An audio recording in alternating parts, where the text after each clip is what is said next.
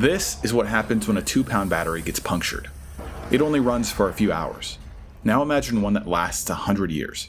That's what's inside a Terminator, and that's where the problem starts. Terminators are designed to run for decades without recharging. In Terminator 2, the T-800 states that it can run for 120 years with my existing power cell. That means they're carrying an incredible amount of energy inside a relatively compact human body. And that creates a problem, because the more energy you pack into a small space, the more volatile it becomes.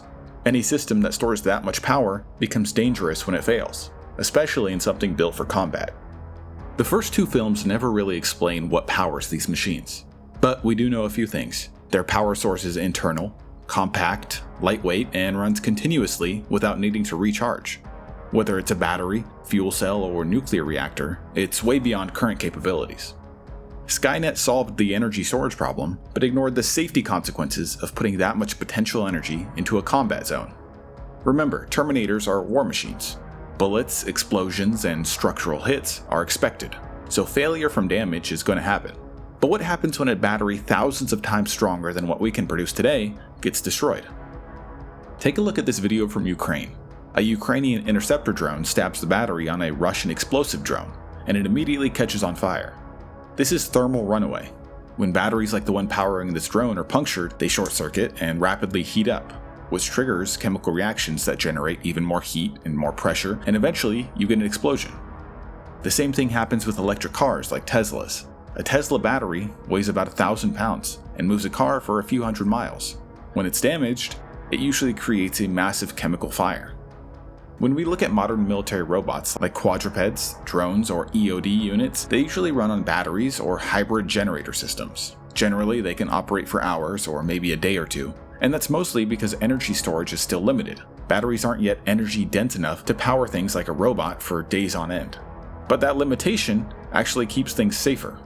When these machines fail, the damage is usually contained.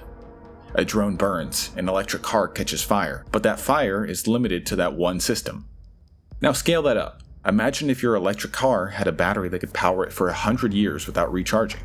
If that thing got damaged or punctured, it wouldn't be a small event anymore. You'd see massive infernos or explosions hundreds of times larger than what we see today as the energy stored within that battery gets released. Now apply that logic to a Terminator. Instead of a car-sized battery, you have something much smaller, but storing far more energy. And it's inside a machine that's constantly being shot, crushed, or blown apart. So when a Terminator is damaged, all that energy has to go somewhere, as heat, fire, and potentially an explosion. At that scale, failure wouldn't just be limited to the Terminator itself.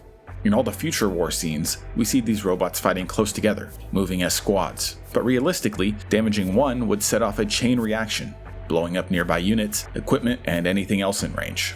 Let's compare a Terminator to a real system designed to handle large amounts of energy.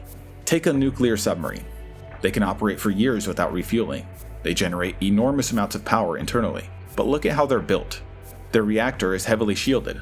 It's isolated from the crew and it's constantly cooled by the surrounding ocean. Even if a nuclear submarine was blown up by an enemy torpedo, the reactor wouldn't create a Chernobyl-style fallout. Even in worst-case scenarios, these systems are designed to contain and manage that energy. A Terminator does the opposite. It takes a massive amount of energy and puts it into a compact humanoid body with a very limited shielding, and then sends it directly into combat. From a military perspective, that's a bad trade-off. A damaged human soldier is one casualty, but a damaged Terminator is a walking bomb that becomes a hazard to everything around it.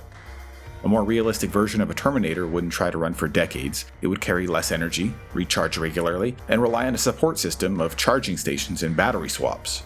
By reducing the amount of energy in each unit, you do reduce their uptime, but you also reduce the consequences when something goes wrong.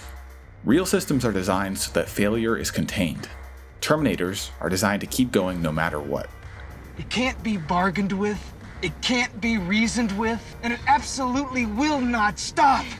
Ever.